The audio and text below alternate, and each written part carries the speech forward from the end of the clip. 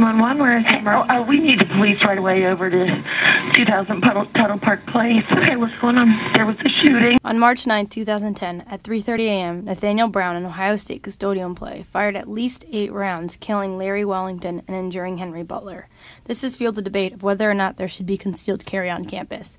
We sat down with the Central Ohio coordinator for Ohio Coalition Against Gun Violence to hear his side of the argument. You know, it's a situation where you never know how you're going to react in the heat of the moment, really. Mm-hmm. And we saw that about a year ago on Dateline Special 2020 with Diane Sawyer, where they presented a whole bunch of students who had training and were carrying guns. They weren't real guns, but they were very similar to real guns with fake ammunition. And they were attacked in the middle of a class, and not one of them was able to prevent any of the damage. Obviously there are state laws that allow people who want to get permits to obtain those permits. And there are people in the state of Ohio who reasonably have guns as a culture for hunting and sport and that type of thing. But one of my favorite quotes is from Mayor Michael Coleman here in Columbus.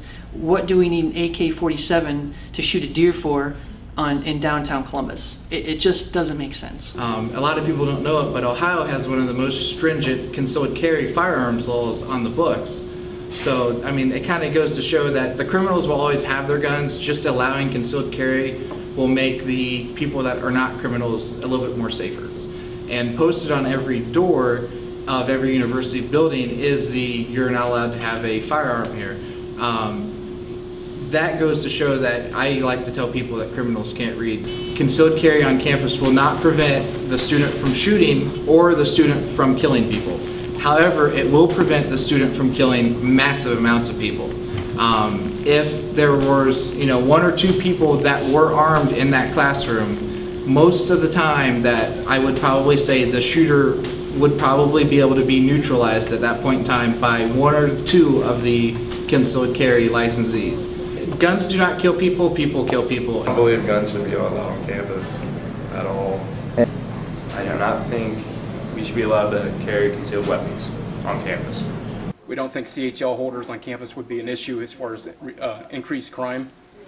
We believe that, just to reiterate, that law-abiding people are going to follow the laws because they don't want to get in trouble. And if someone's going to do something bad, well, at least you have law-abiding people out there that maybe could stop them. Well, I mean, I think I had a pretty unique experience with it, mainly because our offices in the SHU right now happen to be right across from there, and I was studying in there until about 3:30 in the morning. And when I walked out to go home, there was cop cars everywhere.